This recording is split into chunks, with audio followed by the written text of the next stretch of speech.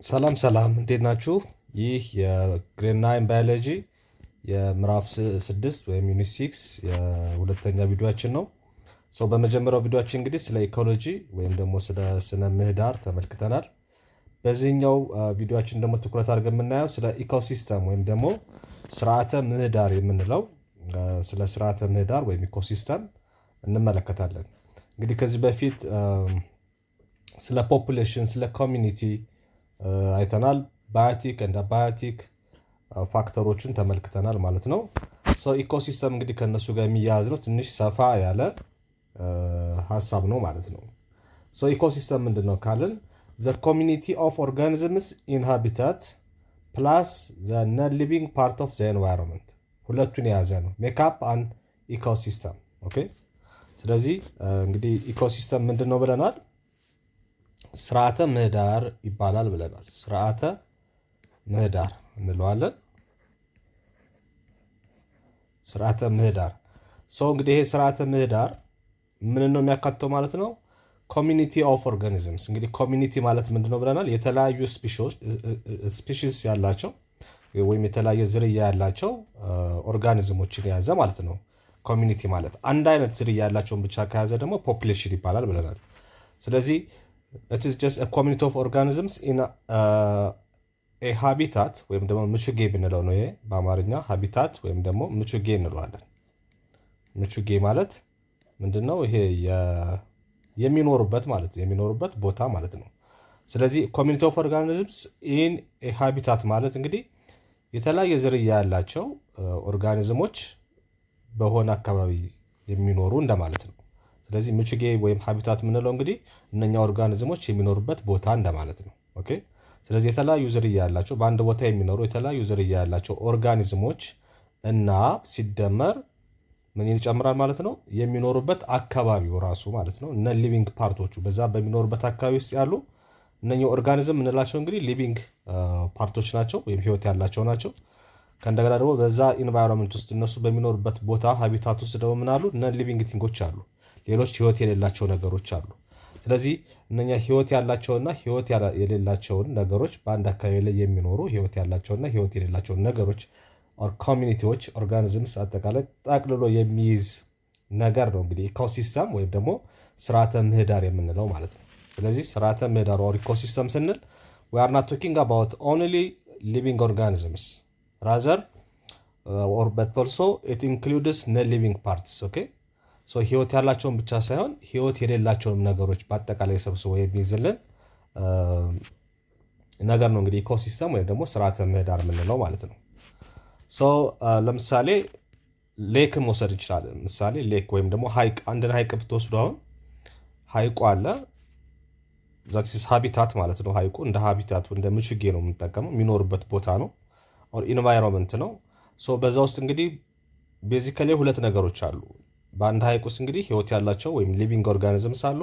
ከእንደገና ህይወት የሌላቸው ነገሮች አሉ።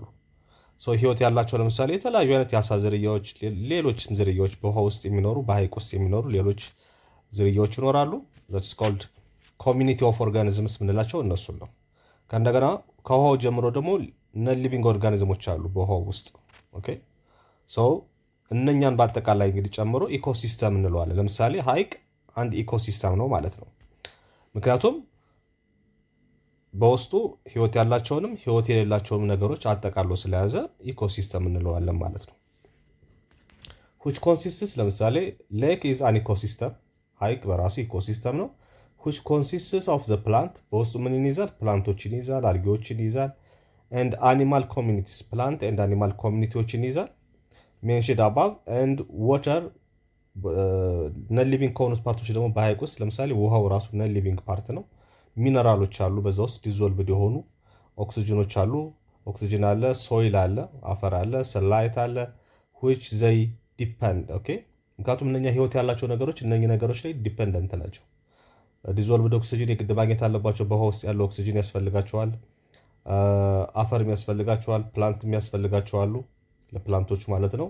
ሰንላይት ወይም የፀሐይ ብርሃን ያስፈልጋቸዋል። እነኝም በሞላ እንግዲህ በዛ ውስጥ ያገኛሉ። ሚነራሎችን ያስፈልጋቸዋል ለፕላንቶቹ።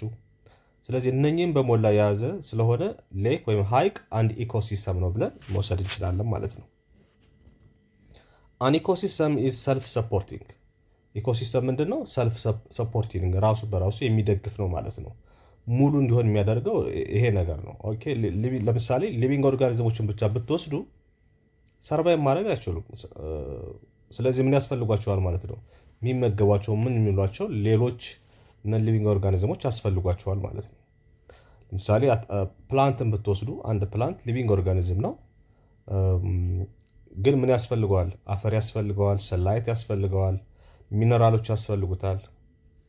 ደሴ በኮሚኒቲ ውስጥ ግን እነኚህ በሞላ ስላሉ በኢኮሲስተም ውስጥ እነኚህ በሞላ ስላሉ ኢኮሲስተም እንግዲህ ሰልፍ ሰፖርቲንግ ነው፣ ራሱን በራሱ የሚደግፍ ነው ብለን መናገር እንችላለን።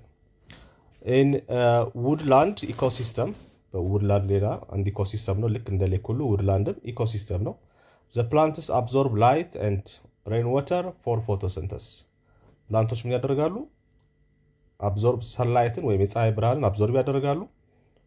ሬን ዋተርን የዝናብ ውሃን የሚወስዳሉ። ከእንደገና ፎቶሰንተስን ያካሂዳሉ ማለት ነው። ፎቶሰንተስ ማለት እንግዲህ ፕላንቶች የራሳቸውን ምግብ የሚያዘጋጁበት ሂደት ማለት ነው። ፎቶሰንተስ ዘ ፕሮሰስ ኢን ዊች ዘ ፕላንት ፕሮዲውስስ ዜር ኦውን ፉድ ማለት ነው። ጉድ ሶ ዘ አኒማልስ ፊድ ኦን ዘ ፕላንትስ ኤንድ ኦን ኢች አዘር። አኒማሎችም አሉ ምን የሚመገቡ ፕላንቶች የሚመገቡ አኒማሎች አሉ። ከእንደገና ደግሞ እርስ በርሳቸው ደግሞ አንዱ እንስሳ ሌላውን እንስሳት በመብላት የሚመገቡ አሉ ማለት ነው። ስለዚህ ይሄ ሁሉ እንግዲህ በአንድ ኢኮሲስተም ውስጥ ያለ ነው። ለዛ ነው ኢኮሲስተም ሰልፍ ሰፖርቲንግ ነው የምንለው፣ ለዚህ ነው ማለት ነው። ሶ ዘ ዴድ ሪሜንስ ኦፍ አኒማልስ ኤንድ ፕላንትስ፣ እንግዲህ ይሄ የሞቱ እንስሳትና እጽዋት የእነሱ እንግዲህ ዴድ ሪሜንስ ወይም ደግሞ ቅሪታቸው ማለት ነው ይበሰብስና እንግዲህ ወደ አፈርነት ይቀየራል ማለት ነው። የአፈር ደግሞ እንግዲህ በውስጡ ብዙ ሚነራሎችን ስለያዘ ለሌሎቹ መልሶ ጥቅም ይሰጣል ማለት ነው። ለዚህ ነው ኢኮሲስተም ሰልፍ ሰፖርቲንግ ነው የምንለው። ሌላኛው ምክንያት ይሄ ነው ማለት ነው። ጉድ ሶ ሂር ኢት ኢዝ ሌክስ ኤንድ ፖንድስ። ሌክ ሀይቅ ነው። የፖንድ የምንለው ደግሞ ኩሬ እንደማለት ነው። አር ክሊር ኤግዛምፕልስ ኦፍ ኢኮሲስተም። እነኚህ እንግዲህ የኢኮሲስተም ጥሩ ምሳሌዎች ናቸው ማለት ነው። ሰንላይት ዋተር ኤንድ ሚነራልስ አለው ዘ ፕላንትስ ቱ ግሮው ኤንድ ሰፖርት አኒማል ላይፍ። ስለዚህ የፀሐይ ብርሃን፣ ውሃ፣ ሚነራሎች ለፕላንቶች እንግዲህ እንዲያድጉ የራሳቸው ምግብ በቀላሉ እንዲያዘጋጁ ይረዷቸዋል። ይሄ ደግሞ የፕላንቶች ይሄን ነገር ማደጋቸው ራሳቸውን ምግብ ማዘጋጀታቸውና ሰርቫይቭ ማድረጋቸው ለሌሎች አኒማሎች እንግዲህ ወሳኝ ድጋፍ ይሰጣል ማለት ነው። ምክንያቱም እነሱን ተመግበው የሚኖሩ ሌሎች እንስሳት ስላሉ ማለት ነው። ዘ ሪሳይክሊንግ ኦፍ ማቴሪያልስ ፍሮም ዘ ዴድ ኦርጋኒዝምስ ሜንቴንስ ዘ ሰፕላይ ኦፍ ኒውትሪየንትስ። ስለዚህ ይሄ ሪሳይክል ማድረግ ይሄ ሂደት የበሰበሱት እንግዲህ ዴድ ኦርጋኒዝሞች የሞቱት ኦርጋኒዝሞች እንግዲህ ቅሪታቸው ከበሰበሰ በኋላ ኒውትረንት ይኖረዋል ማለት ነው። ይሄ ደግሞ ለሌሎች ላልሞቱት በህይወት ላሉት ከፍተኛ ጥቅም ይሰጣል ማለት ነው። ይሄ ሪሳይክል ያደርጋል ማለት ነው። So a population of carp forms part of the animal community living in a habitat called a lake. The communities in this habitat, together with their watery environment, make up self-supporting ecosystem. So ይሄ ራሳቸውን እንግዲህ የሚደግፉበት ኢኮሲስተምን ይፈጥራል። So a carp is a secondary consumer at the top of the food chain ማለት ነው። እንግዲህ በፉድ ቼን ወይም ደግሞ በስርዓተ ምግብ የምግብ ስርዓት ውስጥ እንግዲህ ካርፕ ሰከንደሪ ኮንሱመር ናቸው፣ ሁለተኛ ተመጋቢዎች ናቸው ካርፕ የምንላቸው ማለት ነው። ሶ where it is on competition with other species of fish for food and with other carp for food and mates ማለት ነው። So the whole of the part of the Earth's surface which contains living organisms called the biosphere የምንለው ማለት ነው። The whole of the part of the Earth's surface which contains living organisms ይሄ ምን ብለን እንጠራዋለን? የመሬት ገጽ የሆነው ማለት ነው። which contains living organisms የሚኖሩበት የመሬት ገጽ እንግዲህ ባዮስፌር ብለን እንጠራዋለን። ሜይ ቢ ሪጋርደድ አዝ ዋን ቫስት ኢኮሲስተም። ይሄን እንደምን መውሰድ እንችላለን? እንደ ትልቅ ቫስት እንደሆነ ኢኮሲስተም መውሰድ እንችላለን። የመሬትን የገጽታ የላይኛው ክፍል ማለት ነው። እንግዲህ እኛ የምንኖርበት እንደማለት ነው። ይሄ ትልቁ ኢኮሲስተም ነው ማለት ነው። ኖ ኒው ማቴሪያል ኢን ሲግኒፊካንት አማውንት ኢንተርስ ዘ እርዝ ኢኮሲስተም። ምንድነው በዚህ ውስጥ በእርዝ ወይም በባዮስፌር ላይ እንግዲህ ሲግኒፊካንት አማውንት የሆነ አዲስ የሚጨመር ማቴሪያል የለም። ኦኬ ራዘር ምንድነው የሚያደርገው? ይሄ ሪሳይክል ነው የሚያደርገው። ኦኬ እርዝ ኢኮሲስተም ፍሮም ስፔስ ኤንድ ዜር ኢዝ ኖ ሲግኒፊካንት ሎዝ ኦፍ ማቴሪያልስ። አዲስ የሚመጣ ማቴሪያልም የለም። አዲስ ወደ ምድር የሚመጣ ማቴሪያልም የለም። ከምድር ደግሞ የሚጠፋ ማቴሪያልም የለም። ኦኬ ከመሬት ወጥቶ የሚጠፋ ሲግኒፊካንት በሆነ ለውጥ ወይም ደግሞ ይሄ ትርጉም ባለው መጠን ማለት ነው። ትርጉም ባለው መጠን ከመሬት የሚወጣም የሚገባም ማቴሪያል የለም ነው። the whole system depends on a constant input of energy from the sun and recycling of the chemical elements.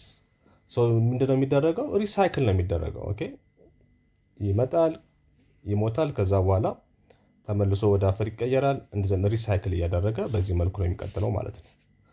አሁን ኢኮሲስተም ምን እንደሆነ አውቀናል፣ በሚገባ ተገንዝበናል። አሁን ደግሞ ምን እናያለን? ታይፕስ ኦፍ ኢኮሲስተም። የኢኮሲስተም አይነቶችስ ምን ምን ናቸው? ምን አይነት ኢኮሲስተም አይነቶች አሉ የሚሉትን እናያለን ማለት ነው። እነሱ እንግዲህ ቤዚካሊ በሁለት ከፍለን እናያቸዋለን። ኦኬ አን ኢኮሲስተም ኢዝ ሜድ ኦፍ ኦል ዘ ዲፍረንት ፖፑሌሽንስ ኢን ባዮሎጂካል ኮሚኒቲ and the community's abiotic factors.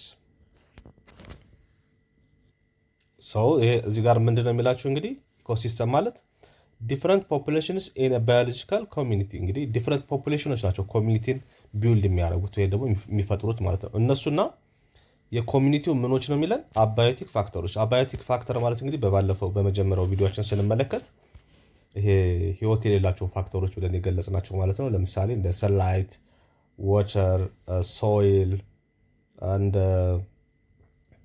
ኤር፣ አየር ማለት ነው፣ ኦክሲጅን። እነኚህ በሙሉ አባዮቲክ ፋክተሮች የሚባሉ ናቸው ማለት ነው። እነሱና ኮሚኒቲ ኦፍ ኦርጋኒዝምስ እንግዲህ ምን ይፈጥራሉ ብለናል? ህይወት ያላቸውና ህይወት የሌላቸው ነገሮች በአንድ ሃቢታት ወይም ደግሞ በአንድ ኢንቫይሮንመንት ውስጥ ያሉ ነገሮች እንግዲህ በአጠቃላይ ኢኮሲስተምን ፎርም ያደርጋሉ ብለናል። ቤዚካሊ ዜር አር ቱ ካይንድስ ኦፍ ኢኮሲስተም፣ ሁለት አይነት ኢኮሲስተም እንዳሉ እንግዲህ እናያለን ማለት ነው። የመጀመሪያው ተርሲሪያል ኢኮሲስተም ሲባል፣ ሁለተኛው ደግሞ አኳቲክ ኢኮሲስተም ይባላል። አሁን ቅድም ምን አይተናል? ሁለት አይነት ኢኮሲስተሞችን ወስደናል። አንደኛው የመሬት ገጽ ቫስት የሆነ ኢኮሲስተም የመሬት ገጽ ነው፣ ወይም ደግሞ መሬት ከላይ የምንኖርበት ማለት ነው። እሱ አንደኛው ለምሳሌ ምንድነው? የብስ ነው። እሱ የብስ የሆነው የመሬት ክፍል ወይም ደግሞ ደረቅ የሆነው የመሬት ክፍል እንደማለት ነው። ቴሬስቴሪያል የምንለው እሱ ነው። ቴሬስቴሪያል ኢኮሲስተም ማለት ደረቅ መሬት የሆነ የመሬት ክፍል ማለት ነው፣ የላይኛው የመሬት ክፍል እንደማለት ነው። አኳቲክ የምንለው ደግሞ ውሃማው የመሬት ክፍል ነው። አኳቲክ የምንለው ለምሳሌ ቅድም ምን አይተናል? ሌክ አይተናል፣ ፖንድ አይተናል። ኦኬ እነኚህ ኦሽኖችን መውሰድ ትችላላችሁ፣ ውቅያኖሶችን መውሰድ ትችላላችሁ፣ ወንዞችን መውሰድ ትችላላችሁ፣ ስፕሪንጎች ማለት ነው። እነኚህ በሞላ እንግዲህ ኢኮሲስተም ናቸው፣ ውሃማ የመሬት ክፍሎች ናቸው ማለት ነው። ስለዚህ ኢኮሲስተም ቤዚካሊ የብሳዊ ወይም ደግሞ ቴሬስቴሪያል እና ባዮቲክ ወይም ደግሞ ውሃማ ኢኮሲስተም ብለን በሁለት ከፍለን እናያቸዋለን ማለት ነው። ሁለት አይነት ኢኮሲስተም አለ፣ terrestrial ecosystem and aquatic ecosystem. Good. After we know the two types of ecosystem, terrestrial ecosystem are those located on land. አያችሁ terrestrial ecosystem ምንድነው? located on land መሬት ላይ ያለ ማለት ነው። examples includes forest። ለምሳሌ terrestrial የሆኑት ኢኮሲስተሞች ፎረስት፣ ለምሳሌ ደኖችን መውሰድ ትችላላችሁ። በደን ውስጥ እንግዲህ የተለያዩ አይነት ዝርያ ያላቸው እንስሳት አሉ። የተለያዩ አይነት ደግሞ አባዮቲክ ፋክተሮች አሉ። አፈር አለ፣ ኦክሲጅን አለ፣ ሰንላይት አለ። እነሱና በውስጡ የሚኖሩት እንግዲህ የተለያየ ዝርያ ያላቸው እንስሳት ስኮልድ ኮሚኒቲ የምንላቸው ማለት ነው። ኦኬ በደን ውስጥ መቼም አንድ አይነት ዝርያ ብቻ የለም። አንድ አይነት ዝርያ ያላቸው እንስሳት ስብስብ ፖፑሌሽን ነው የምንለው ብለናል፣ ከዚህ በፊት አይተናል። የተለያዩ አይነት ዝርያ ያላቸውን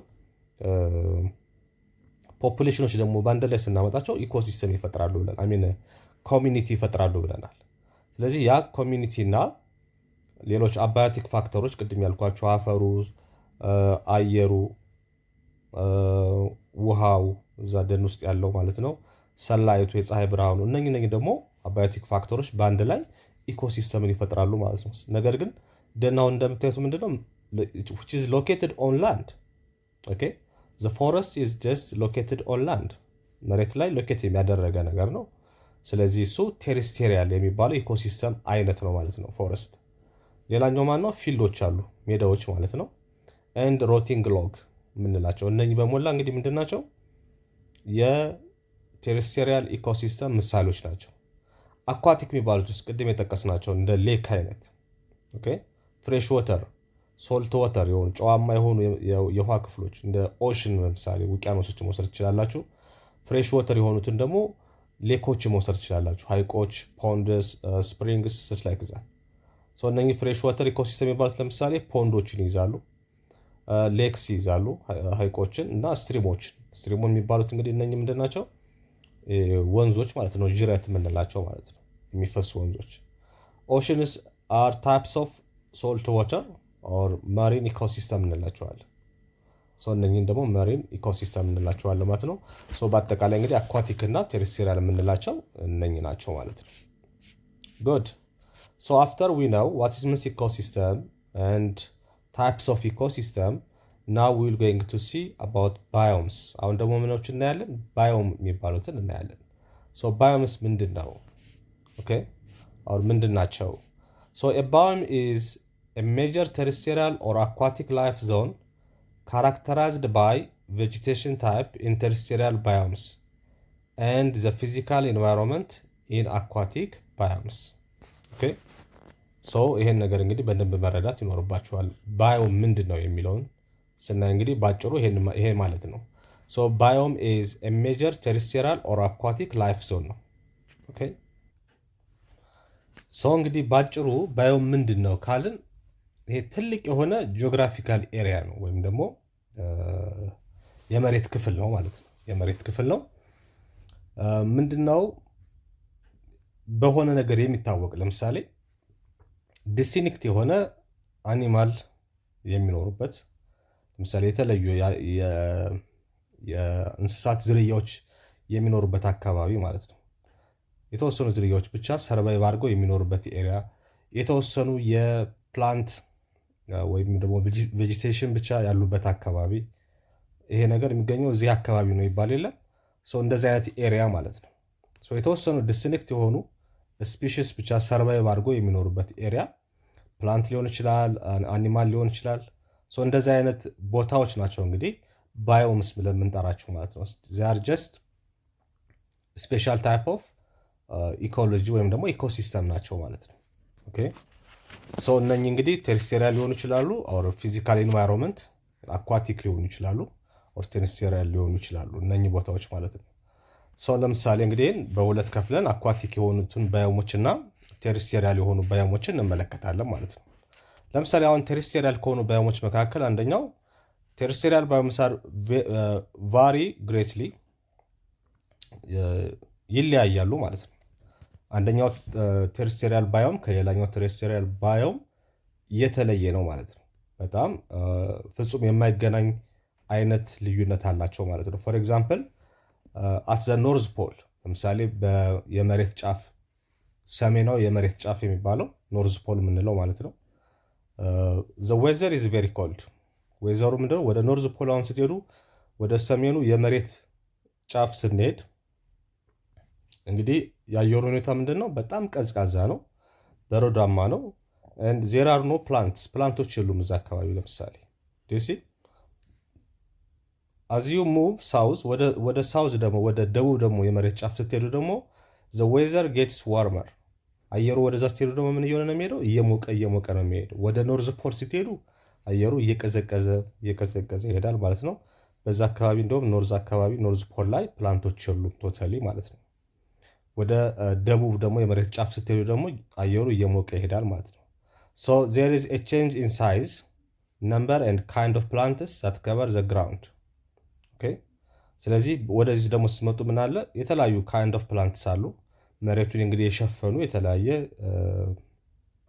የሳይዝም የቁጥርም የታይፕም የአይነትም መጠናቸው የሚለያይ የተለያየ አይነት የፕላንት ዝርያዎችን ደግሞ ታገኛላችሁ ወደ ኖርዝ ፖል ስትመጡ ማለት ነው። አሚን ወደ ሳውዝ ፖል ስትመጡ። ነገር ግን ኢን ዘ ኖርዝ ፖል ኦፍ ዚ አርዝ ዜር ኢዝ ኖ ፕላንትስ አት ኦል። ኦኬ አየሩ በጣም ቀዝቃዛና በረዷማ ስለሆነ በዛ አካባቢ ደግሞ ፕላንት አታገኙ ማለት ነው። ሶ እንደዚህ አይነት ዲስኒክት የሆኑ ካራክተሪስቲክስ ያላቸው የመሬት ክፍሎች ናቸው እንግዲህ ባዮም ብለን ምንጠራቸው ማለት ነው። ባዮም ብለን ምንጠራቸው ስፔሻል ታይፕ ኦፍ ኢኮሎጂ ኦር ኢኮሲስተም ናቸው ዞሮ ዞሮ። ሶ አዝ ዩ ኮንቲኒው ሳውዝ፣ አሁንም ወደ ሳውዝ በቀጠላችሁ ቁጥር ወደ ደቡብ በቀጠላችሁ ቁጥር ዘ ቴምፕሬቸር ራይዝስ፣ እንግዲህ ወደ ጫፍ በሄዳችሁ ቁጥር የቴምፕሬቸር መጠኑ ወይም የሙቀት መጠኑ በጣም እየጨመረ ይሄዳል ማለት ነው። አንድ ዩ ካውንተር ፎረስትስ ስቲል ፈርዘር ሳውዝ፣ አሁንም ወደ ሳውዝ በሄዳችሁ ቁጥር ወደ ደቡብ የመሬት ጫፍ በሄዳችሁ ቁጥር ግራስላንድ ታገኛላችሁ፣ ሳር ብቻ የሚያበቅሉ ማለት ነው። አንድ ዴዘርቶችን ታገኛላችሁ፣ በረሃዎችን ደግሞ ምንም ነገር የማያበቅሉ ደረቅ የሆኑ ቦታዎችን ታገኛላችሁ። በተቃራኒው ከኖርዝ ፖል ፖል ላይ እንግዲህ የአየር ሁኔታ ምንድነው ብለናል? ቬሪ ኮልድ ነው ብለናል። ዴዘርት ስንል ወይ ደግሞ በረሃማ ነው ስትንል ደግሞ አውቶማቲካሊ የዛ ኦፖዚት ነው ማለት ነው። አያችሁ፣ የዛኛው ተቃራኒ ነው ማለት ነው። የኖርዝ ፖሉ ተቃራኒ ነው። ሶ ዊዝ ሃይ ሰመር ቴምፕሬቸርስ፣ ከፍተኛ የሆነ የፀሐይ እና የሙቀት መጠን አለ። አንድ ሊትል ሬንፎል ያለው የሬንፎል ወይም ደግሞ የዝናብ መጠን ደግሞ በጣም ትንሽ ነው፣ በአመት አንዴ ኦር ሰምቲንግ ኤልስ ልክ እንደዛ ማለት ነው። ሰው ይሄን ያክል እንግዲህ ይለያያሉ ማለት ነው። ኒር ዘ ኢኳተር፣ ወደ ምድር ወገብ ደግሞ ስትመጡ ኒር ዘ ኢኳተር ወይም የምድር አካባቢ ደግሞ ስትመጡ ዩ ፋይንድ አባንደንት ግሮውዝ ኤንድ ማች ሬንፎል። ወደዚህ ደግሞ ስመጣ ምና አባንደንት የሆነ በጣም ብዙ የተትረፈረፈ ግሮውዝ ታያላችሁ እና የዝናብ መጠኑም ልክ እንደዛው በጣም ብዙ የዝናብ መጠን የምታገኙበት ይሆናል ማለት። ስለዚህ የተለያዩ ዲስቲንክት የሆነ ካራክተሪስቲክስ ያላቸው ኢኮሲስተሞች ናቸው እንግዲህ ባዮምስ ብለን ምንጠራቸው ማለት ነው። ሶ ቴሬስቴራ የሚባሉት እንግዲህ እነኚህ ናቸው በዋናነት ወይም ደግሞ ደረቃማው ወይም መሬታማው የኢኮሲስተም አይነት ማለት ነው። ዋት አር ዘ ትሮፒካል ሬንፎሬስት? ትሮፒካል ሬንፎሬስት ምንድን ነው? ሶ ትሮፒካል ሬንፎሬስት ኦፍ ዘ ኤቨርግሪን ብሮድሊፍ ትሪስ form between altitude 10 degree north and south in equatorial Africa ማለት ነው። so the East Indies and Southeast Asia, South America and Central America. so ይሄን አካባቢ የሚሸፍን ነው እንግዲህ ትሮፒካል ሬን ፎሬስት የምንለው። እንግዲህ ምንድነው ይሄ? ትሮፒካል ሬን ፎሬስት ኦፍ ኤቨርግሪን፣ ይሄ ሁልጊዜ ግሪን የሆነ አመቱን በሙሉ ዝናብ የሚያገኝ አካባቢ ነው እንግዲህ ትሮፒካል ሬን ፎሬስት የምንለው ማለት ነው። ትሮፒካል ሬን ፎሬስት የምንለው ኤቨርግሪን ነው ወይም ደግሞ ሁልጊዜ ግሪን የሆነ አካባቢ ነው። ሰፋፊ ቅጠል ያላቸው ዛፎች ያሉበት ነው። ብሮድ ሊፍ ትሪስ ያሉበት ነው። ፎርም ቢትዊን ላቲቲዩድስ 10 ዲግሪ ኖርዝ ኤንድ ሳውዝ ኢን ኢኳቶሪያል አፍሪካ፣ ወደ ኢኳቶሪያል አፍሪካ አካባቢ በአፍሪካም ከዛ አልፎ ወደ ኢስት ኢንዲስ ይቀጥላል፣ ወደ ምስራቅ ህንድ አካባቢ ይዞ ሳውዝ ኢስት ኤዥያን ወይም ደግሞ ኤሲያ የምንለው ማለት ነው። ሳውዝ አሜሪካ ደቡብ አሜሪካን የሚሸፍን እስከ ሴንትራል አሜሪካ እስከ ማዕከለኛው አሜሪካ ድረስ የሚሸፍን የመሬት ክፍል ነው እንግዲህ ትሮፒካል ሬን ፎሬስት የምንለው። እዚህም አሁን የነገርኳቸው የዘረዘርኩላችሁን የመሬት ክፍል እንግዲህ ብታዩ ምንድን ናቸው? ዚያር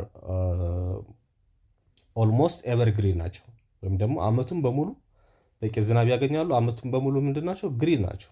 ኦኬ አረንጓዴ ናቸው ሁልጊዜ ማለት ነው። ሬን ዛት ፎልስ ትሩአውት ዘ ይር፣ እንግዲህ አመቱን በሙሉ ዝናብ አላቸው ማለት ይቻላል። ሶ ሰምስ ቱ አኑዋል ቶታል ኦፍ ከ130 እስከ 200 ሴንቲሜትር ዓመታዊ ዝናብ የሚያገኙ ናቸው ማለት ነው። ከ130 እስከ 200 ሴንቲሜትር ዓመታዊ የዝናብ መጠን ያላቸው አካባቢዎች ናቸው። ይሄ ትሮፒካል ሬን ፎሬስት የምንለው ማለት ነው። ሶ ሬጉላር ሬንስ ኮምባይንድ ዊዝ አን አቨሬጅ ቴምፕሬቸር ኦፍ 20 ዲግሪ ሴንቲግሬድ ወይም ደግሞ 77 ዲግሪ ፋራናይት ነው መደበኛ ዝናባቸው። አንድ ሊትል ቫሪዬሽን ኢን ዴይ ሌንግዝ፣ በቀን ርዝማኔያቸው ላይ ደግሞ የተወሰነ ለውጥ አለ ማለት ነው። የተወሰነ ቫሪዬሽን ይኖራል። ዴይ ሌንግዙ ማለት የቀኑ ርዝመት አንዳንዴ ሊያጥር ይችላል፣ አንዳንዴ ሊረዝም ይችላል። ግን ያ መጠን በጣም ሊትል የሆነ ቫሪዬሽን ነው፣ ትንሽ የሆነ ለውጥ ነው በዚህ አካባቢ ላይ የምንመለከተው በትሮፒካል ሬን ፎሬስት ላይ ማለት ነው። ሰው አላው ፎቶሰንተሲስ ቱ ኮንቲኑ ይር ራውንድ። ይህ አካባቢ ምን ወይም ደግሞ በትሮፒካል ሬንፎሬስት ላይ እንግዲህ ያሉ ፕላንቶች ምንድን ናቸው? አመቱን በሙሉ ፎቶሰንተሲስ ፕሮሰስ ያካሂዳሉ ወይም ደግሞ የራሳቸውን ምግብ ያካሂዳሉ። እንግዲህ ይህ ምንድን ነው? ፎቶሰንተሲስ ፕሮሰስ እንግዲህ ለማካሄድ አንድ ፕላንት ምን ያስፈልገዋል ብለናል? ውሃ፣ ሬን ወተር ያስፈልገዋል፣ የዝናብ ውሃ ያስፈልገዋል። ከእንደገና ደግሞ ሚነራሎች ያስፈልጉታል። በተጨማሪ በዋናነት ግን የፀሐይ ብርሃን ያስፈልገዋል ማለት ነው። ስለዚህ በቂ ስለሆነ አመቱ በሙሉ ይር ራውንድ ይህም ፎቶሰንተሲስ ፕሮሰስ ያካሂዳሉ ማለት ነው። በጣም ምቹ ነው። ለዛ ነው ኤቨርግሪን ሁልጊዜ አረንጓዴ የሆነ ነው የሚባለው እንደዚህ ነው ማለት ነው። plants are vertically layered and competition for light is intense. Okay, competition for light is intense. So broadleaf evergreen trees are dominant in tropical rainforest. በዚህ በትሮፒካል ሬንፎሬስት እንግዲህ ቅጠላቸው ሰፋፊ የሆኑ እጽዋቶች በብዛት ዶሚናንትሊ በዚህ አካባቢ ይገኛሉ ማለት ነው። ትሮፒካል ሬንፎሬስትስ አር ሆም ቱ ሚሊዮንስ ኦፍ አኒማል ስፔሺስ። ይሄ ትሮፒካል ሬንፎረስት እንግዲህ ለሚሊዮኖች እንስሳዎች እንደ ቤት እንደ መኖሪያ የሚያገለግል የመሬት ክፍል ነው ማለት ነው፣ ወይም ደግሞ ኢኮሲስተም ነው ማለት ነው። ኢንፋክት አኒማል ዳይቨርሲቲ ኢዝ ሃየር ኢን ትሮፒካል ሬንፎረስት ዛን ኢን ኤኒ አዘር ቴሬስትሪያል ባዮም። እንግዲህ መሬት ላይ ቴሬስትሪያል ከሆነ ከላይኛው የመሬት ክፍል ወይም ላንድ ላይ ካሉ እንግዲህ ዳይቨርሲፋይድ ከሆኑ ኢኮሲስተሞች መካከል እንግዲህ በዋናነት ዋናው ይሄ ትሮፒካል ሬንፎሬስት የሚባለው ሪጅን ነው ወይም አካባቢ ነው ማለት ነው። ኦኬ፣ ምክንያቱም ቅድምም ብያቸዋለሁ ለተለያዩ አኒማል ስፔሶች ወይም ደግሞ የእንስሳት ዝርያዎች እንደ ቤት እንደ ሆም ሆኖ የሚያገለግል ነው ብለናል። ስለዚህ ይሄ ምን ይነግረናል ማለት ነው? በሌላ አነጋገር የተለያዩ አይነት ስፔሾችን የተለያዩ አይነት ዝርያዎችን ዳይቨርሲፋይድ የሆኑ ዝርያዎችን በውስጡ ስለሚይዝ በዚህ ደረጃ ሌላ ቦታ ከትሮፒካል ሬንፎሬስት ውጭ በዚህ ደረጃ ዳይቨርሲፋይድ የሆኑ አኒማል ስፒሾችን የያዘ ቴሬስትሪያል ባዮም የለም ማለት ነው። ሶ ዘ ዋን ዊች ቢሎንግስ ዘ ሞስት ዳይቨርሲፋይድ ስፒሺስ among all the other terrestrial biome is just what? The one which is the largest one is tropical rainforest. No one is compare with it. Okay, no one or no other terrestrial biome which is compare with tropical rainforest የለም ነው። ሶ ከዚህ ጋር የሚወዳደር የለም ማለት ነው። good. So the animal species includes amphibians, birds, reptiles, mammals and arthropods. እነኚህ እንግዲህ አጥቢ እንስሳዎችን፣ ተሳቢ እንስሳዎችን፣ አዋፋትን፣ ኦኬ እንቁላል የሚጥሉትን ሁሉንም አይነት ዝርያዎች እንግዲህ በውስጡ አካቶ የሚይዝ ነው ማለት ነው። ለዛ ነው ቅድም ምን ብለናል? which is animal diversity which has a very large animal diversity ያለበት ነው ብለናል። እንግዲህ የተለያየ ዝርያዎችን የሚያካትት ነው ብለናል። so tropical rainforests are located in developing countries with fast growing human populations who look to the forest as a source of lumber. ይሄ እንግዲህ በዲቨሎፒንግ ካንትሪዎች ወይም ደግሞ በማደግ ላይ ባሉ አገሮች ላይ በብዛት ይታያል። ምክንያቱም እንደዚህ ጫካዎችን ቢውልድ በሚያደርጉበት ሰዓት እንግዲህ ለተለያየ ለምሳሌ for source of lumber ለዚህ ለጣውላ ምርት ለፊውል ለነዳጅ ወይም ደግሞ ይሄ ለማገዶ እንጨትነት ለከሰል ለተለያዩ ማለት ነው and potential agricultural land ለዚህ ሶርስ በመሆን ስለሚያገለግል በዲቨሎፒንግ ካንትሪዎች ላይ እንግዲህ በብዛት ይገኛል ማለት ነው። ሌላኛው እንግዲህ ዲፎሬስቴሽን in any region leaves fewer trees to remove carbon dioxide from the atmosphere. ዲፎሬስቴሽን ማለት እንግዲህ ምንድነው? የደንን መጠን መቀነስ ማለት ነው። ኦኬ ከመትከል ይልቅ ዛፍን መቁረጥ ዲፎሬስቴሽን ይባላል። ኦኬ ደንን የማጥፋት ሂደት ነው። ሶ ዲፎሬስቴሽን in any region leaves what fewer trees to remove carbon dioxide from the atmosphere. ሶ ዲፎሬስቴሽን አለ ማለት በሌላ ነገር የፕላንቶች ቁጥር ቀነሰ ማለት ነው። ወይም ደግሞ የእጽዋት ቁጥር ቀነሰ ማለት ነው። የእጽዋት ቁጥር ቀነሰ ማለት አትሞስፌሩ ላይ ያለውን የካርቦን ዳይኦክሳይድ መጠን ይጨምራል ማለት ነው። ይሄ ደግሞ ለእኛ ለሰው ልጆች ለሌሎች አኒማሎች ደግሞ ጉዳትን የሚያስከትል ነው። ነገር ግን የከፍተኛ የሆነ የእጽዋት መጠን አለ ማለት ምክንያቱም እኛ ለምሳሌ ምንድነው የምናደርገው? ኦክሲጅን እንወስዳለን፣ ካርበን ዳይኦክሳይድ እናስወጣለን አይደለም? ስንተነፍስ በእኛ ብሪዚንግ ሲስተም ዊ ቴክ ኢን ኦክሲጅን ወንድ የምናስወጣለን ማለት ነው፣ ካርበን ዳይኦክሳይድ እናስወጣለን። ከኛ የሚወጣው ካርበን ዳይኦክሳይድ ወደ አትሞስፌሩ ይገባል ማለት ነው። በተቃራኒው ደግሞ ፕላንቶች ካርበን ዳይኦክሳይድ ይወስዱና የሚያስወጡት ምንድነው? ኦክሲጅን ነው ማለት ነው። ስለዚህ ወይዘራችንን ባላንስ የሚያደርጉልን እጽዋት ናቸው ማለት ነው።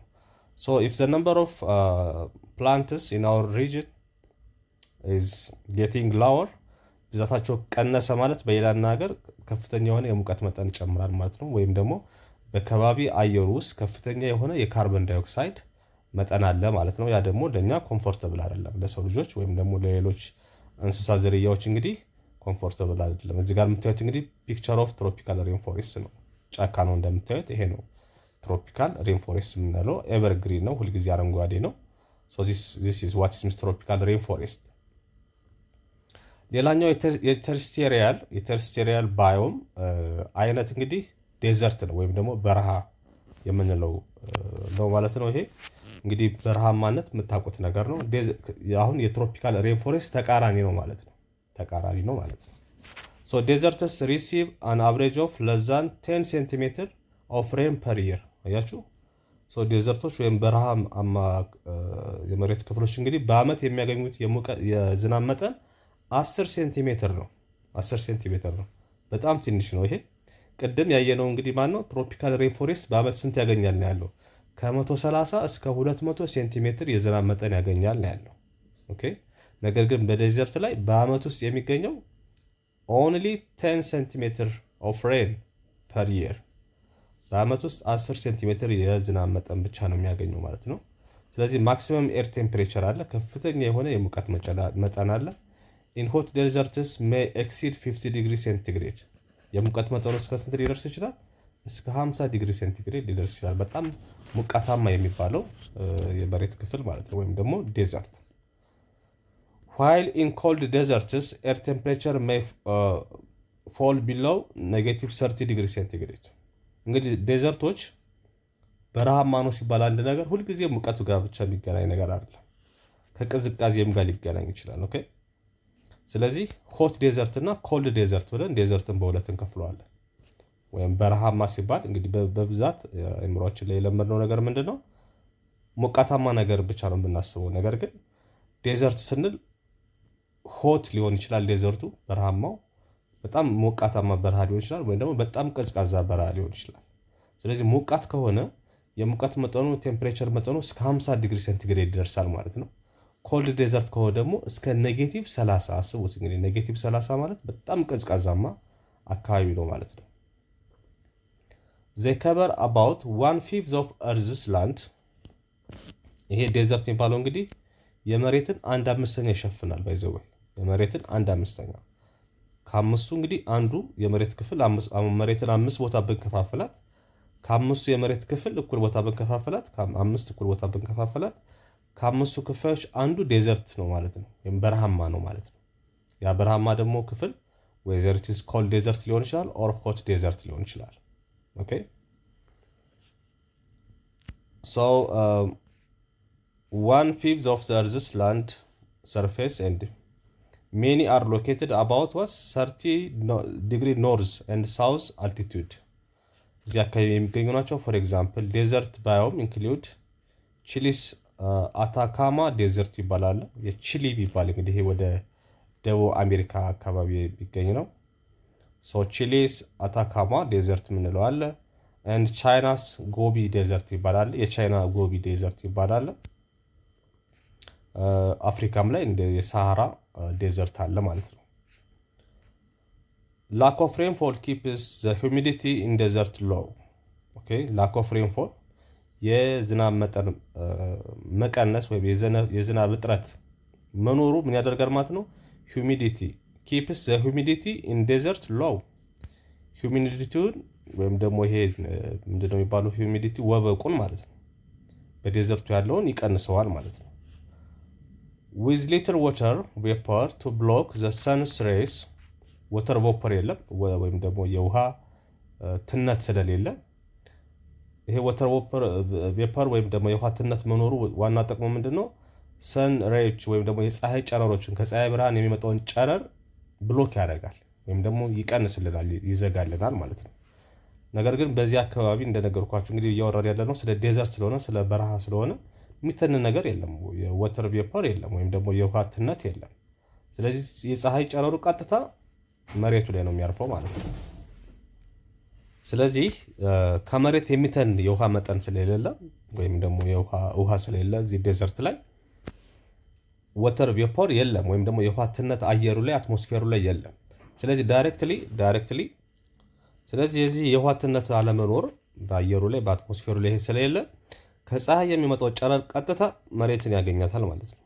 ኦኬ ሶ ኢት ሂትስ ዘ ላይት ዘ ሰንላይት ሪችስ ኤንድ ሂትስ ዘ ግራውንድ ዳይሬክትሊ አት ናይት ዘ ላክ ኦፍ ኢንሱሌቲንግ ወተር ቬፐር ይሄ ወተር ቬፐር ወይም ደግሞ የውሃ ትነት አለመኖሩ በሽፋን የሚያገለግልን የተወሰኑ የፀሐይ ጨረር ብሎክ የሚያደርግልን ወይም የሚከልልልን ክፍል ባለመኖሩ there allows the temperature to fall fast. Okay, so the plant include succulents such as cacti or euphorbis, deeply rooted shrubs and herbs that grow during the infrequent moist periods. Desert plant adaptations include tolerance of heat and desiccation, water storage and reduced leaf surface area. ሶ እንግዲህ በቀደም በትሮፒካል ሬን ፎሬስት ላይ ያሉት ዛፎች እንግዲህ ቅጠላቸው ሰፋፊ የሆኑ ዛፎች ምናምን ነበር ያየነው። ወደ ዴዘርት ደግሞ ሲመጡ ምንድናቸው ዛፎቹ ባህሪያቸው ስራቸው በጣም ወደ መሬት ጥልቅ መግባት የሚችል አይነት የዛፍ አይነቶች፣ የቅጠል መጠናቸው በጣም ቀጭን የሆነ ቅጠል ያላቸው። ለምን ቅጠላቸው ሰፋፊ ነው ማለት ከውስጣቸው የሚወጣው የውሃ መጠን ከፍተኛ ይሆናል ማለት ነው። ነገር ወደ በረሃ አካባቢ ሲመጡ እንግዲህ ያሉ ዛፎች የበረሃ ዛፎች የቅጠል መጠናቸው በጣም ቀጫጭን የሆነ ስራቸው ወደ ውስጥ በጣም ርቀትን የሚሄድ አይነት ፕላንቶች ናቸው ያሉት እዛ አካባቢ።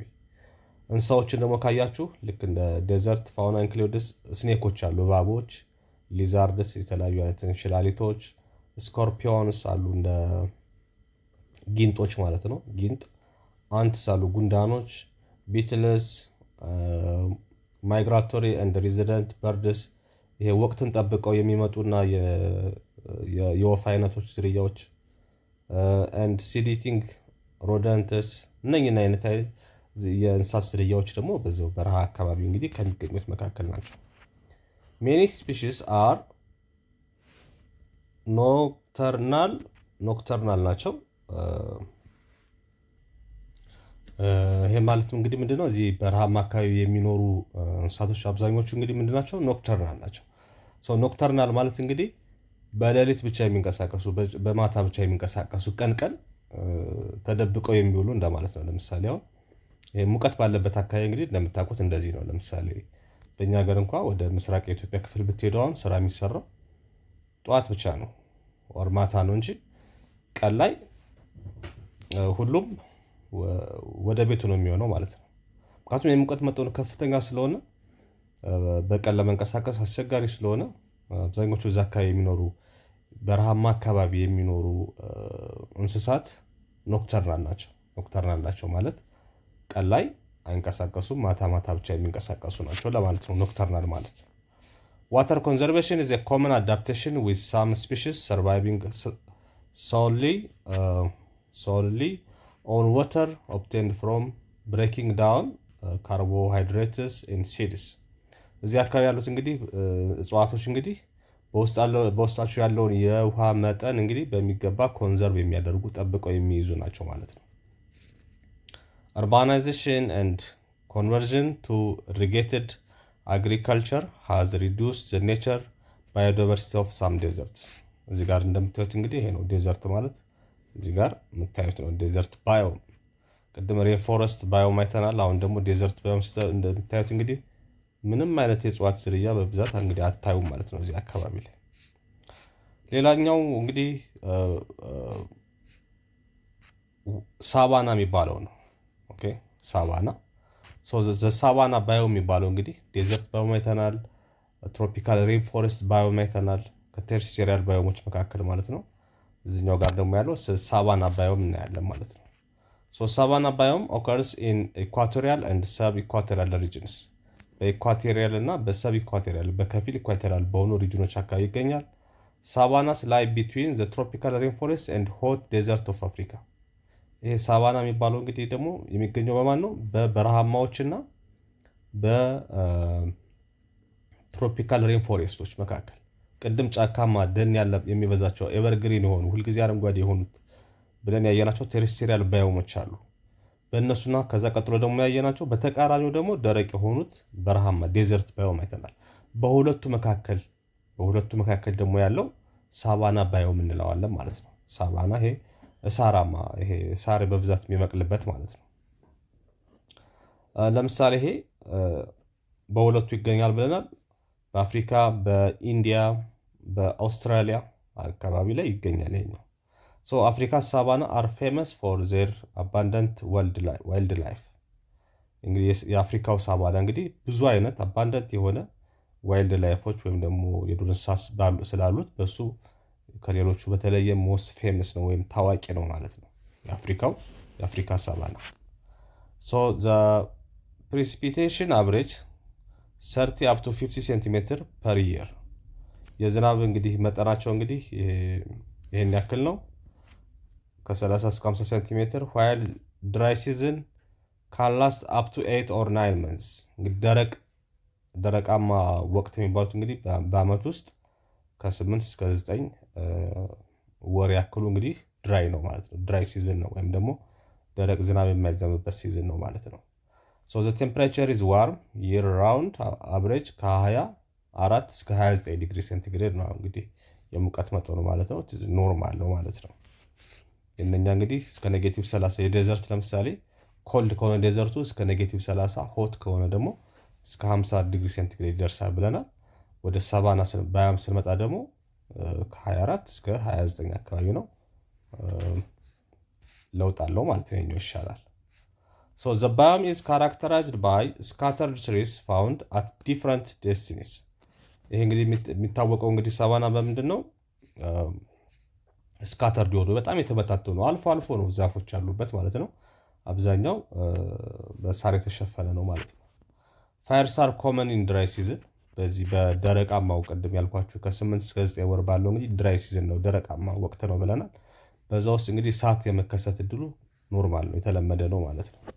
ብዙ ጊዜ እሳት ይነሳል፣ ዋይልድ ፋየር የምንለው ማለት ነው። and the dominant plant species are fire adapted። እንግዲህ አብዛኞቹ በዚህ አካባቢ ያሉ እንስሳት እንግዲህ ፋየር አዳፕትድ ናቸው። and tolerant of seasonal drought፣ ድርቅን መቋቋም የሚችሉ እሳትን መቋቋም የሚችሉ አይነት ዝርያዎች ናቸው እነኚህ። grasses and small non-woody plants make are common። በዚህ አካባቢ እንግዲህ በብዛት ግራሶች ወይም እሳር ነው በብዛት በሳቫና ባዮም ላይ እንግዲህ በብዛት ሳር ነው የሚታወቀው አብዛኛው ክፍል። ፕላንቶቹ ወይም ደግሞ ሌሎች ዛፎች እንግዲህ ቅድም እንዳየ ነው they are getting more scattered፣ በጣም ተበታትነውና ተራርቀው ነው የምታገኙት። አብዛኛው ክፍል የሚሸፈነው በሳር ነው ማለት ነው። እና ስሞል ለን ዊድ የሆነ ይሄ ብዙ እንትን የሌላቸው ለምሳሌ ምንድነው ግንድ የሌላቸው እጽዋት አሉ አይደለም? እንደዚህ አይነት ነገሮች ሳራማ የሆኑ ነገሮች ናቸው በብዛት የሚበዙት እዚህ አካባቢ። these plants grow rapidly፣ በፍጥነት የሚያድጉ ናቸው። in response to seasonal rains are tolerant of grazing by large mammals and other herbivores። እንግዲህ ዝናብ ሲዘንብ ወዲያው የሚያድጉ ናቸው። በፍጥነት ፋስት ግሮዊንግ ናቸው፣ ራፒድሊ ግሮ የሚያደርጉ ናቸው ማለት ነው። በፍጥነት የሚያድጉ ናቸው የዝናብ ወቅት ላይ፣ ከዛ መልሰው ደግሞ እንትን የሚሉ ማለት ነው። herbivores include ጂራፍ ለምሳሌ ቀጭኔ፣ ዜብራ፣ የሜዳ አህያ፣ ዝሆን፣ ኤሌፋንት and variety of antelopes አይነት የእንስሳት ዝርያዎች ደግሞ በዚህ በሳቫና ባዮም ውስጥ በብዛት የሚገኙ የእንስሳት አይነቶች ናቸው ማለት ነው።